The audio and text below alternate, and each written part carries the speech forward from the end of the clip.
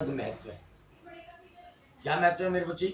इसके अंदर देखो ये कितने सारे धागे हैं, एक एक धागे को जोड़ जोड़ कर धागों की श्रृंखला बनाई गई है, ये धागों की कड़ी बनाई गई है। इसके धागों, इतने सारे धागों का क्या अर्थ है मेरे बच्चे? कहते हैं अभी तक जो आपकी रिश्तेदारी थी ना, वो दो तरफा रिश्तेदारी थी, एक नान का और एक दाद का।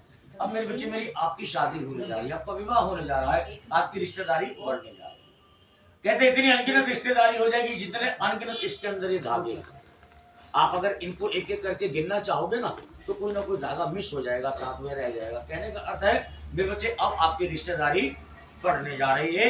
अगर तो सबसे अच्छा स्वभाव रखोगे, बड़ों का आदर सम्मान करोगे, घर पे आए हुए अतिथियों का सत्कार करोगे, माता पिता की सेवा करोगे, सदैव मीठे बोल बोलोगे, संसार के अंदर मेरी बेटी मेरी ऐसे चमकोगे जैसे ये मोती हर तरफ से चमक रहा है। आप कहीं से भी देख लो, साइन मारता नजर आएगा।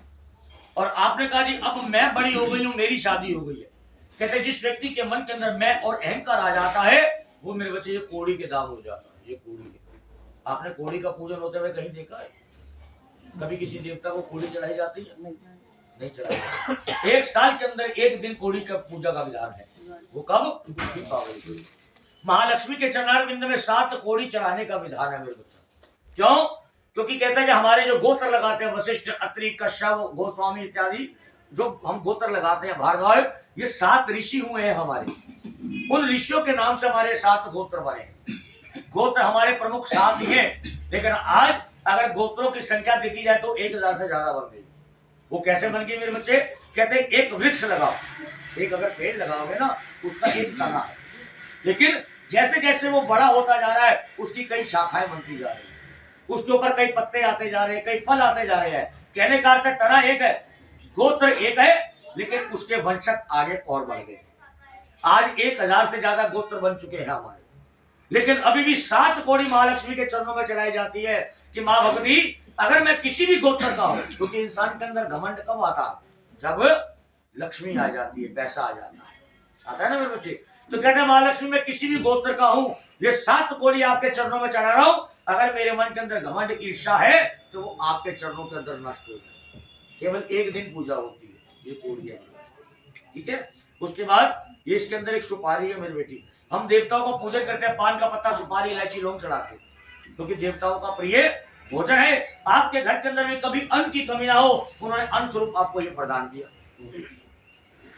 इसके अंदर मेरे बच्चे हल्दी की गांठ है। कल आपको वटना लगा ना, हल्दी लगी, इसको मोरी बांधो। ये आपको रात को जब आपके फेरे होंगे ना मेरे बच्चे, तब भी आपके भी और लड़के के हाथ पीले किए जाएंगे, हल्दी के जाएंगे। क्यों?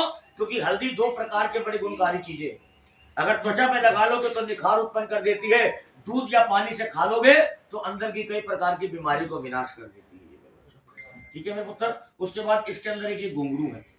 घुंघरू कहते हैं नई नवेली दुल्हन की निशानी होता है। जब एक कमरे से दूसरे कमरे के अंदर बहू रानी आती है, बिटिया आती है, पंजेबों की आवाज आती है, छम छम, पता चलता है कि बहू रानी आ रही है। आप सदैव सुहागन रहे, माँ भगवती ने आपको ये प्रदान किया।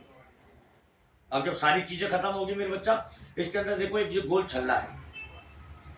कहते दुनिया जो है वो गोल है, जीव कहीं से भी चलता है, 2 दिन, 10 दिन, 4 दिन बाद, साल, 2 साल, 10 साल बाद एक ना एक बार उस जगह पर जरूर पहुंचता है जहां से वो चला हो, क्योंकि दुनिया गोल है।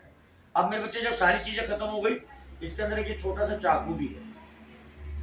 हम शादी करने जा रहे हैं, लड़ाई करने जा रहे हैं, सबकी रजामंदी से काम हो रहा है मेरे बच्चा, वो भी तैयार है और हम भी तैयार हैं। तो ये चाकू का क्या अर्थ है मेरे बेटे? कहते हैं जो इस समय हम विवाह की रीतें कर रहे हैं, ये समय बहुत नाजुक समय होता है। इस समय के अंदर सो आपके शत्रु, सो आपके मित्र, लेकिन आपको नहीं पता कौन आपका शत्रु है। दूसरा कोई यहीं बैठा हो, बाहर से मुस्कुरा रहा हो, अंदर से देश भावना रखता हो आपके प्रति, आपके परिवार के प्रति, आपके नान के परिवार के प्रति। आपने कहा कि प्रभु मुझे ऐसे शस्त्र प्रदान करो जो मैं शत्रु की काट कर सकूं, उन्होंने ये शस्त्र प्रदान किया। अगर शत्रु कोई बहुत ज्यादा प्रबल है, तेज है, इससे अगर काट नहीं होती तो उसका उपाय में भी आगे करेंगे।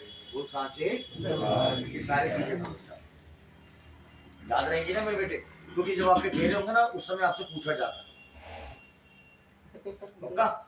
इसका क्या मतलब होता है? उसका क्या मतलब बताओ, बीच बीच में पूछे।